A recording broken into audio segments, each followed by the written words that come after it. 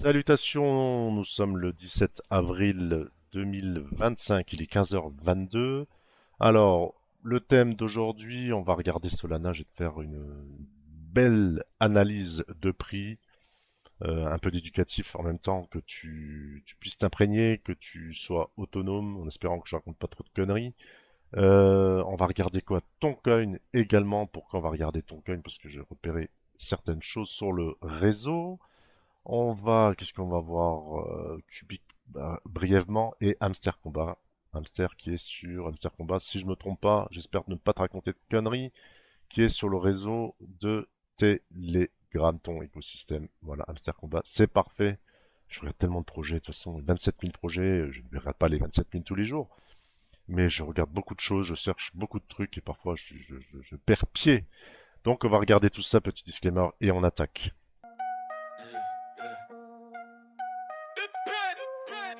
Le futur, c'est maintenant. Allez, c'est parti. On va analyser Solana et en même temps on va faire un petit peu d'éducatif, hein, on va voir pour que toi, en fonction de tes projets, de ce qui t'intéresse, la crypto qui t'intéresse, que tu puisses, si je raconte pas de conneries, si je peux me permettre, que tu t'imprègnes un petit peu d'une certaine méthodologie, on va dire ça comme ça.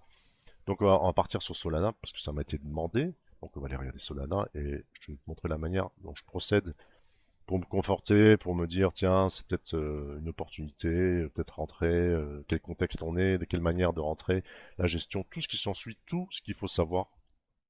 Déjà, première chose, on va regarder, étant donné que c'est une POS, donc on va regarder, on peut regarder la TVL, on peut voir si le réseau est en bonne santé, comment ça se passe, comment ça se situe. Donc on va regarder Solana et toujours, et ça fait depuis si là je vais passer données du 1er avril, tu vois, elle est première en termes de volume sur 24 heures. Donc il y a toujours, c'est toujours la plus forte en termes de volume. Voilà, il y a pas mal de choses qui se font. Toujours devant Ethereum et devant la Binance Smart Chain. Au niveau de la TVL, elle se situe plutôt bien, mais ça c'est pas quelque chose qui m'apporte grand chose.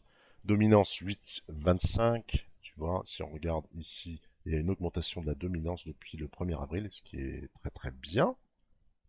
Au niveau de tout ce qui est de la TVL, tout ce qui est loqué, on pourrait même dire, ouais, tu vois, Ethereum n'a pas bougé, BNB aussi un petit peu augmenté. En tout cas, elle récupère de la dominance, ce qui est très bien. Le nombre de projets, on est passé à 3823, un projet de plus depuis le 1er avril. Voilà, tout ce qui est référencé sur CoinGecko, je rappelle. Donc voilà, Solana est réputé justement pour de la création facile de projets, pour des scams, des trucs comme ça. Mais tout ce qui est référencé avec de la data ou autre, moi j'ai 27 000 projets à ce jour. Donc, ça se comporte bien, ça se situe bien. Ratio volume-nombre. D'accord? Si je prends tout ça, et je divise par le nombre de projets pour voir ce qu'il en est, pour voir si c'est pas que de la merdasse qui crée ce volume. Et je vois qu'elle est toujours bien positionnée. Donc, c'est plutôt parfait, plutôt pas mal, c'est bien. Voilà. Ratio dominance nombre, tu vois que bah, il n'y a pas beaucoup de lock sur exactement la même chose, hein. Je prends la dominance, je divise par le nombre de projets. Ça me permet de voir en fonction des projets qui sont créés dessus bah, ce qu'il en est. Est-ce qu'il y a de la lock sur ces projets? Tu vois, si tu as beaucoup de projets bidons qui sont créés, il n'y a pas beaucoup de lock. Donc c'est un peu du vent. Par exemple, si tu vois sur Ethereum, là on a 1% de la dominance, il y a beaucoup de projets, 5151. Quand tu crées un projet sur Ethereum, c'est pas pour 2 3 semaines, quoi. On va résumer ça comme ça. Tu vois, par exemple, BNB Binance Smart Chain, on a 0,21%, Solana on a 0,22, tu vois. Ce sont des réseaux où il est facile de créer des projets, on les crée facilement. On l'utilise aussi pour ça, hein, d'accord, je ne vais pas cracher dessus. On l'utilise aussi pour ça, donc voilà, c'est créer vite quelque chose. Solana et Binance, c'est pas mal pour ça. Comparativement, par exemple, à Tron, mais qui n'a que 130 projets, où tu vois, il y a pas mal de locks. Voilà, mais on est là pour parler de Solana. On regarde quand même le réseau et sa santé, voir ce qu'il en est. Il y a quand même une augmentation de la dominance par nombre de projets depuis le 1er avril, par exemple. Voilà. Je pourrais te regarder ça depuis le mois de janvier, je ne vais pas le faire là maintenant. Sinon, on va rester 3 heures. toujours number one, il n'y a pas de... Voilà. Volume nombre, tu vois qu'il y a une augmentation sur l'ensemble des projets en moyenne, je dis bien. Et au niveau de la dominance, on constate que les projets qui sont sur le réseau Solana prennent de la dominance par rapport à l'ensemble du marché crypto. Voilà, c'est un indicateur de bonne santé, ça se situe bien pour moi. Voilà, il n'y a pas de red flag, il n'y a pas, c'est quelque chose qui est continu, hein, tu vois. Et c'est quelque chose. On avait une petite perte ici, mais tu vois, le volume était également en hausse, ça continue, donc la tendance est maintenue. Il y a quelque chose, il y a des choses qui se font. Voilà, on peut pas négliger ça. Maintenant, on va parler du prix. Du prix. Voilà. Maintenant qu'on a constaté que c'était en bonne santé, voilà, on va regarder le prix parce que c'est ce qui nous importe. Volume, prix. Voilà. Pour moi, ce sont les deux indicateurs forts à regarder avant toute chose, avant de regarder tous ces indicateurs préférés, RSI, tout ça. Mais tu verras que tout le travail qui est fait en amont, t'as vraiment plus envie de regarder ces, excuse-moi du terme, ces conneries. Donc, on regarde le prix, on a 2021, 2022, 23, 24, 25. Voilà, on a posé le contexte. Ici, il y a résistance, ATH, ok. Année baissière, ça tu sais le faire tout comme moi. Là, on avait ce support de l'année, support, résistance, d'accord. Là, on se fait rejeter, on revient sur le support.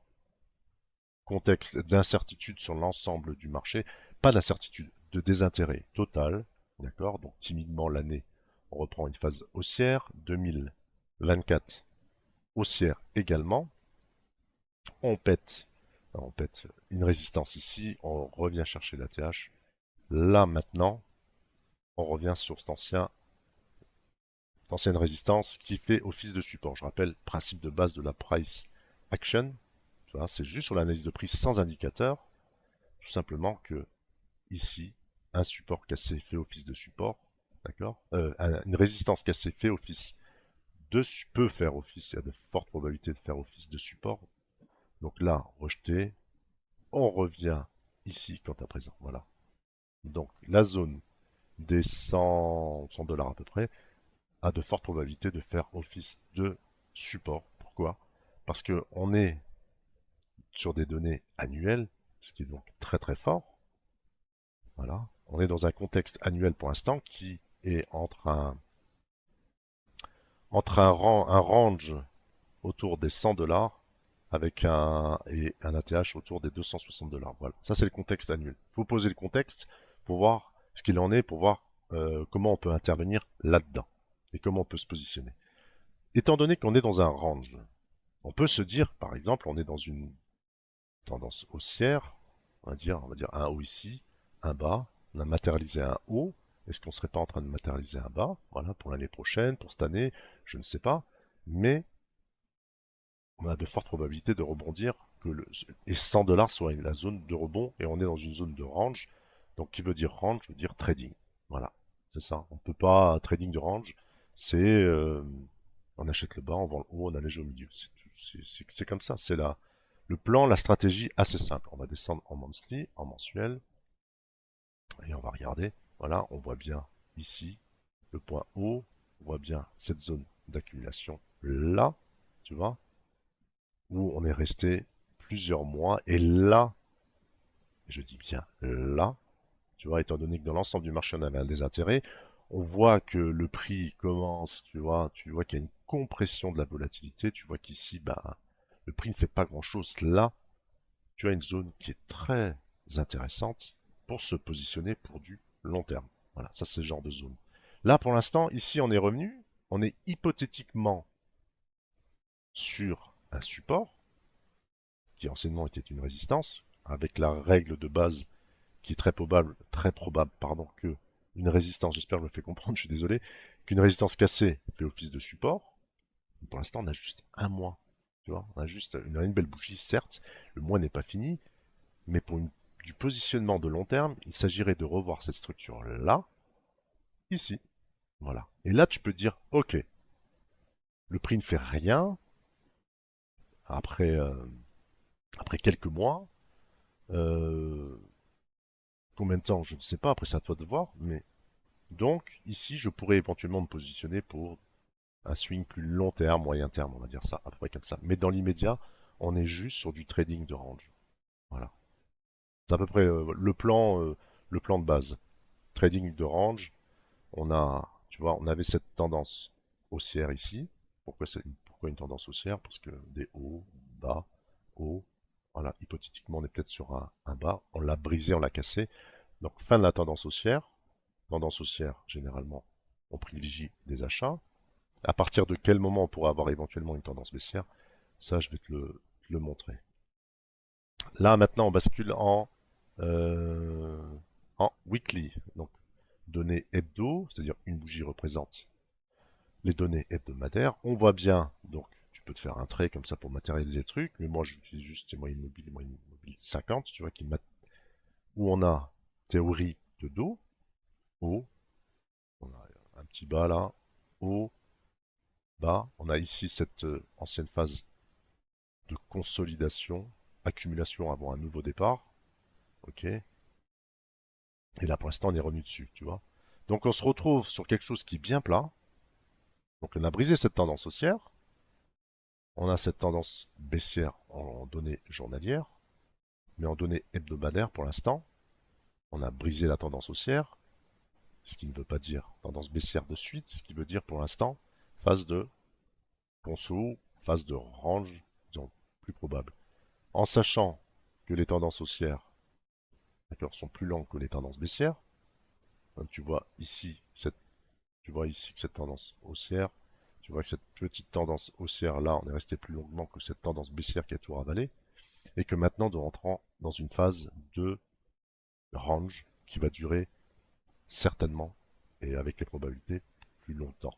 D'accord? Si tu regardes ici, tu prends la période ici par rapport à cette phase baissière, tu vois qu'elle est beaucoup plus longue. Ici, tu vois, ça beaucoup plus long que toute cette phase baissière. Voilà, quoi. On se résume. Donc, on est dans un range.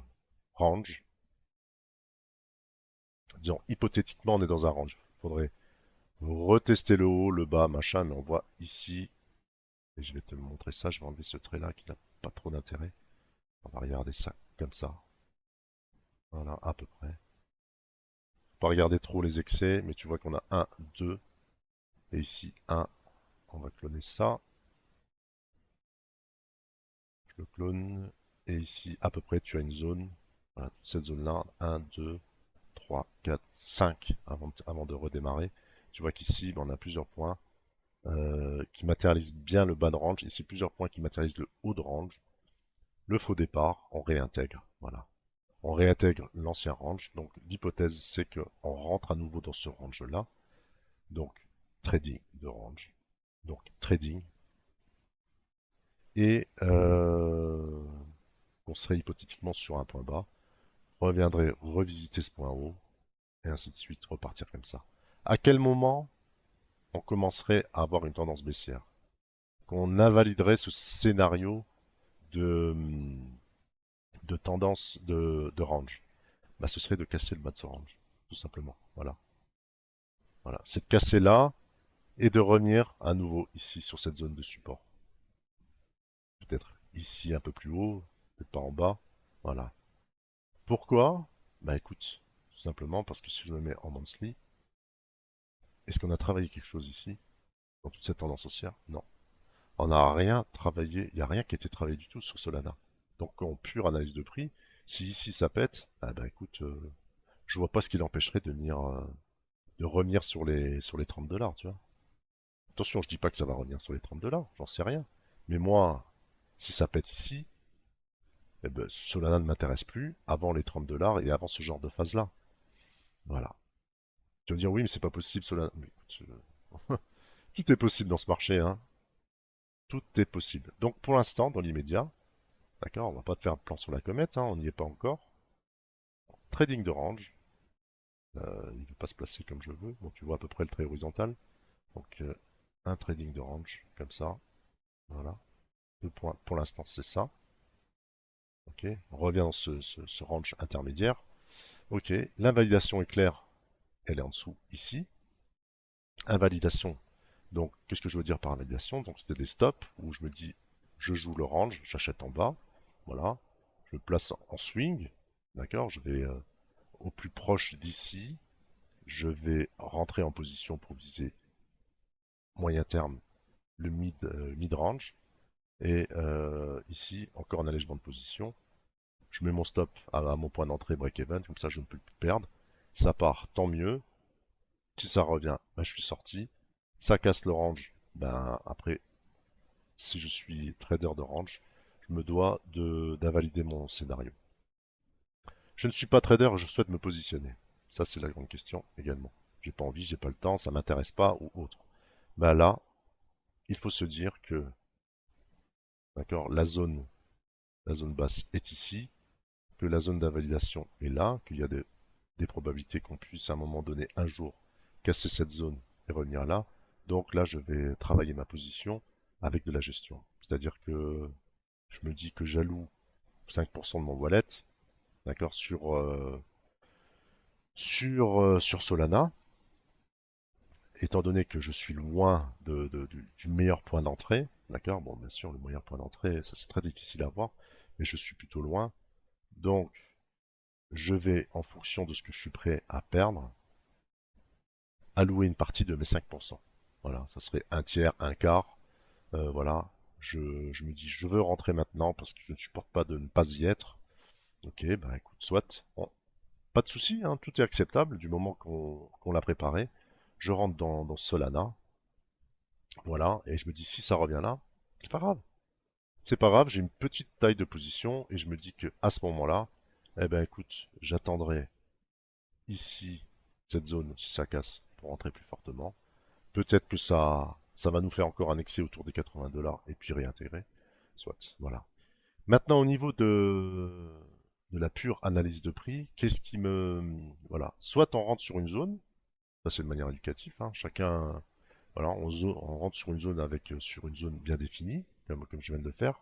Soit, ben, on attend un signal. Quel pourrait être le signal? Ben, c'est-à-dire c'est une bougie, quelque chose.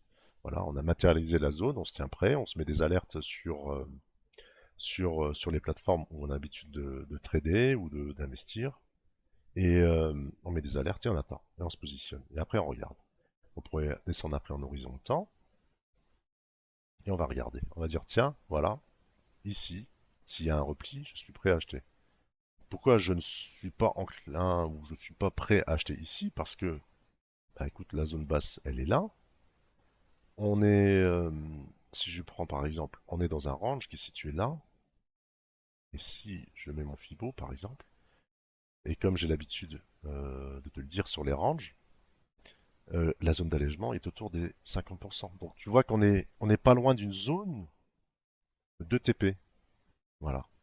Donc rentrer ici, c'est prendre le risque de se faire rejeter très rapidement un peu plus haut, autour des 50, des 150 par exemple. Voilà.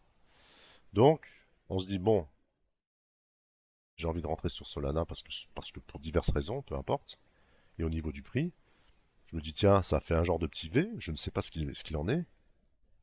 Bon, ben écoute, voilà, je vais attendre un repli. Voilà, j'ai loupé le coche, je vais attendre un repli. Ou bien je me décide à rentrer, mais avec un.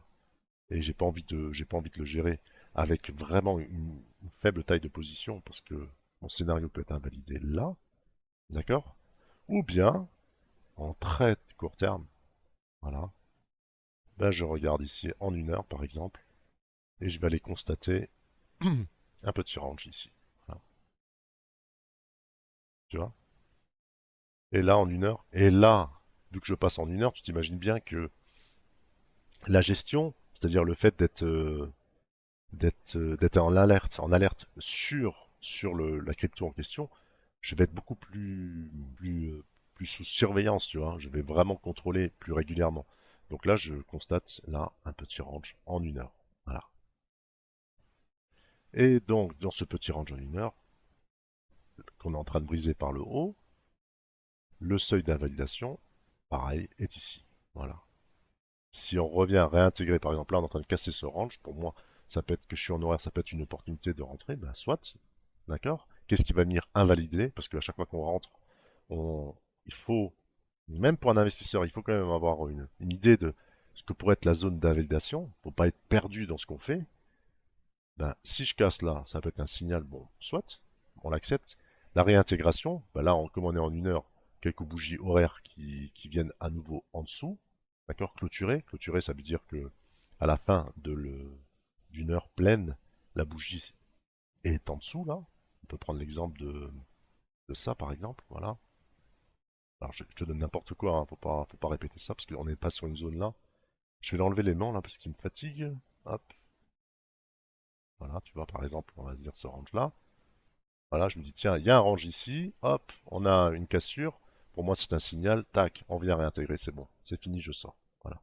Je sors, mais après, rien n'empêche. On est sorti. Hop, ici, le prix ne fait rien, et bien mourir. Eh bien, écoute, on attendra la zone suivante. Voilà, suivante. Mais ici, on ne regardera plus en horaire, on va regarder en journalier, tout simplement. Voilà.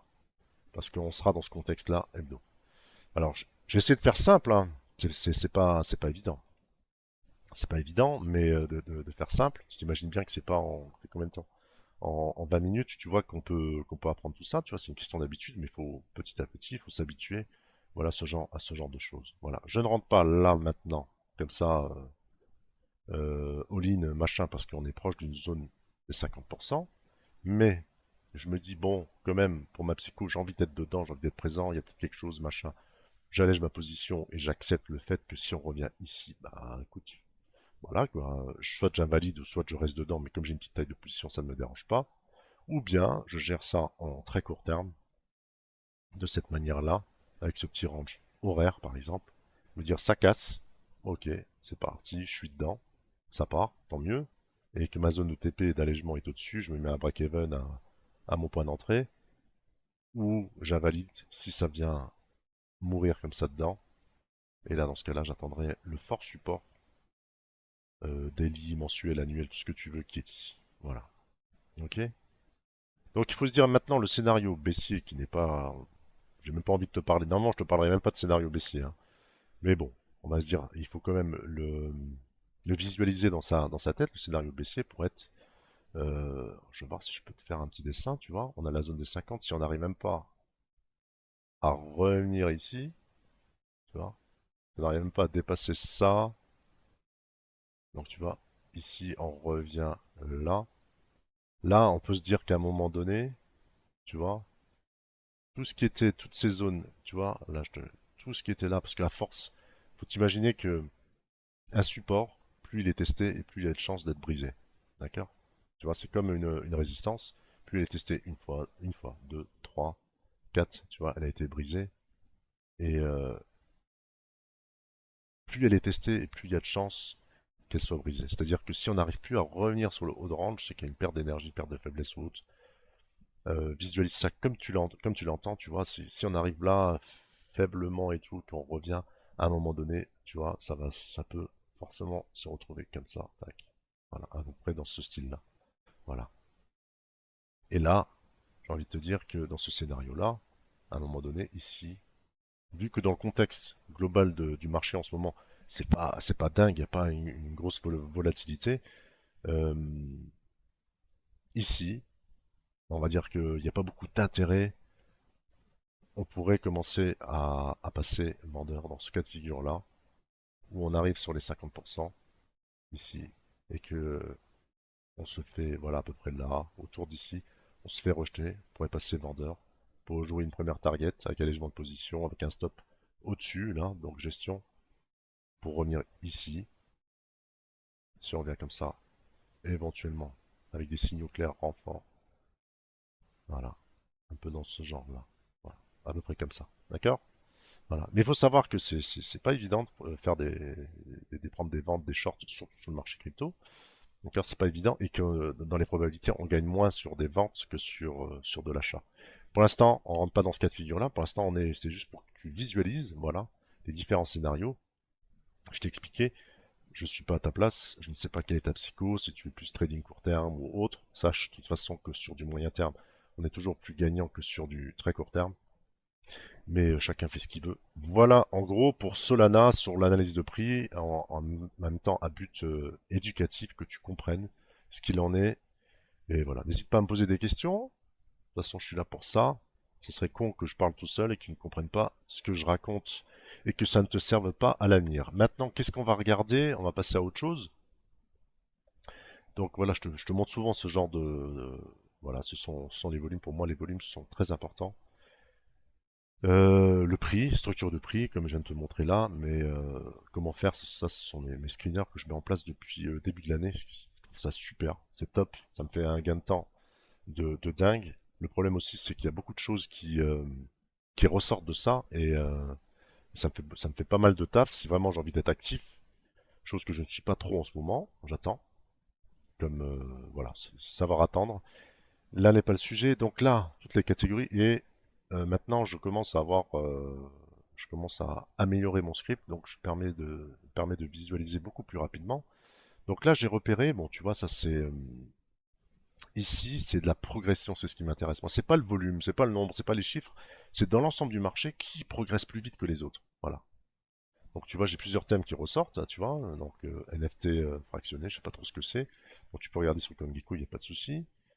Tu verras, voilà, jetons de fans, voilà, c'est des thèmes et tout, ça me permet d'isoler vraiment s'il y a une crypto qui sort du lot. Et là, ce que j'ai pu voir, tu vois, c'est un indicateur en soi, il faut juste être un peu logique et comprendre. Tu vois qu'ici, je regarde et je vois 14 places par rapport à hier sur toutes les applications en rapport avec Telegram et la blockchain et crypto. D'accord. Je descends un peu, je vois à nouveau, ce qui est pas mal, Toncoin même, tu vois, augmentation de 3 places par rapport à hier. Ok, donc pour moi, ça c'est assez intéressant. Je continue, je regarde le post et je vois également Toncoin sur le réseau Ton, Ton. Je vois une augmentation par rapport à hier de deux places, récupérer deux places, pour récupérer deux places de dominance, on peut dire ça comme ça. Par rapport au volume, par rapport à la moyenne du nombre de projets, il n'y a pas beaucoup de projets, il y en a 195, on a également une augmentation, et la dominance au niveau de la TVL, ce qui est loqué. Donc bah, après je passe, je regarde ici, je vais chercher, je vois hamster combat. Je vois beau volume, je regarde un petit peu vite fait, voilà, je regarde ça, ok. Ton coin également, d'accord, on peut regarder ton vite fait. On va voir s'il y a eu de l'augmentation sur le volume. Pourquoi pour ma part les volumes? Non, on voit il y a pas d'augmentation, mais bon, faire attention aussi à CoinGecko, hein, faut pas prendre pour argent comptant tout ce qu'ils racontent, ils peuvent se planter. Ils racontent ce que les exchanges veulent bien donner. Donc pourquoi les volumes sont importants? C'est parce que ils sont pas directement en rapport avec le prix. Le prix est important et les volumes aussi. Donc moi comme ça, on est entre nous, on discute. Je vois pas l'intérêt de regarder des indicateurs qui sont basés sur le prix. Tu vois, il y en a tellement, lequel prendre, lequel choisir. Tu vois, je vois pas l'intérêt. Moi, je regarde le prix. Ce qui m'intéresse, c'est la gueule de la bougie. Tu vois, voilà. Si j'ai une bougie bien pleine ou autre, les zones, tu vois, c'est déjà bien assez suffisant. Tu vois, on a quand même pas mal de choses à faire, beaucoup de choses à faire. Tu sais que j'aime bien regarder sur Arkham, j'aime bien me balader parce que les exchanges nous donnent des volumes. Parfois, c'est pas forcément très juste. Ils peuvent nous raconter des conneries pour nous inciter à venir. Donc, ce que je fais en même temps en parallèle, j'utilise Arkham. Tu vois, ça fait beaucoup de taf. Tu vois, si tu veux, si tu souhaites vraiment avoir tous les arguments, tous les bons points de ton côté, tu vois, vraiment avoir les bonnes cartes en main, ça fait beaucoup de travail. Donc, tu sais, regarder un RSI qui peut potentiellement faire une divergence ou un Ishimoku, je sais pas quoi. Moi qui suis plutôt moyen terme, long terme, et puis ouais, je préfère réagir comme ça. Et donc, on va arriver, hamster combat. Voilà, je vois hamster combat, je vois, hop, belle augmentation de volume, 30% sur 30 jours. C'est 1% par jour, tu vois, 1% par jour, tu vois, c'est pas un petit pump comme ça. Déjà, quand tu vois ça, quand tu as l'habitude de regarder, je t'invite à regarder. Voilà, à regarder tranquillement de temps en temps, c'est 1% par jour, 30 jours, 1% par jour. Ça fait petit à petit, ça remonte, tu vois, tranquillement, comme ça. Ok, voilà, Telegram, on l'a vu, et là je constate ça. Je vois ça et je vois, bah, tout simplement un début de tendance. Un début de tendance et le début de tendance haussière. Voilà, je vais enlever ça. J'ai regardé, ici, je vois augmentation de volume 58%, d'accord. Donc, voilà, un prix qui monte avec du volume qui monte, c'est très sain, voilà, c'est sain pour ma part. C'est un début de tendance. Un début de tendance qui est pour l'instant haussière. Ok. On va regarder ça, hamster combat, et on va le regarder, je vais te faire une analyse là-dessus. Niveau pur, analyse de prix. Donc c'était un jeune projet, on a déjà entendu parler, je présume.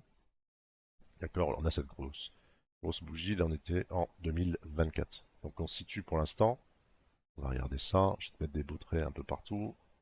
Hop. Ah non, je l'ai là, on va enlever ça, je le mets là. ATH, bon ça veut pas dire grand chose, on regarde pas la couleur. J'ai pas choisi, j'avais pas prévu de te faire ça, mais je te le fais. Hop, ici, et on regarde toute cette bougie là. Je clone, voilà. Là on a cadré le prix, t'as vu, c'est extrêmement rapide. D'accord, tu vois ici, on a eu sur mensuel, on a eu tout ce mois-là qui était baissier, on est revenu là, on a joué, on était dans un range là. Donc tu vois, on a un range ici, et on est sorti de ce range, je repasse en hebdo, on est ressorti de ce range, peut-être on peut, petite phase d'accumulation, on est en train de le réintégrer. Donc comme ça, discrètement, tout discrètement, tu vois, si j'avais pas ces screeners, j'aurais jamais capté, hein. Parce que personne n'en parle ou autre, on est en train de constituer une petite tendance, un petit début de tendance haussière. Voilà. Maintenant, pourquoi je peux me permettre de dire que c'est une petite tendance haussière? Parce que on a un bas, genre de 1, 2.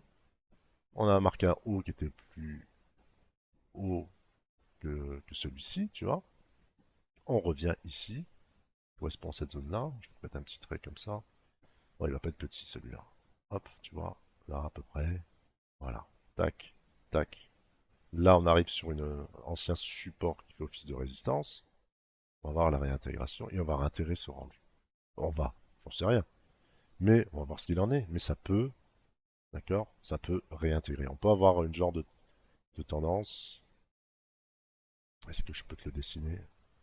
Tu vois, on a ici, attends, tac, tac.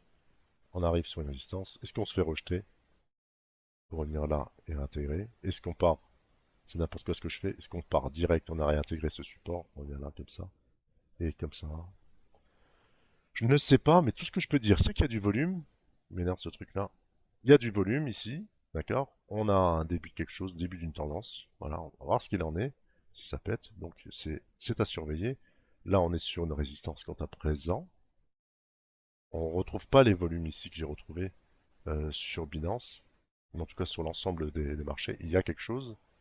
Voilà, réintégré. Donc, c'est pas négligé. C'est sur le réseau Toncoin. Et en même temps, on peut se permettre de regarder le Toncoin. Allez, j'ai pas prévu de te faire ça. Je vais regarder mon slip en annuel.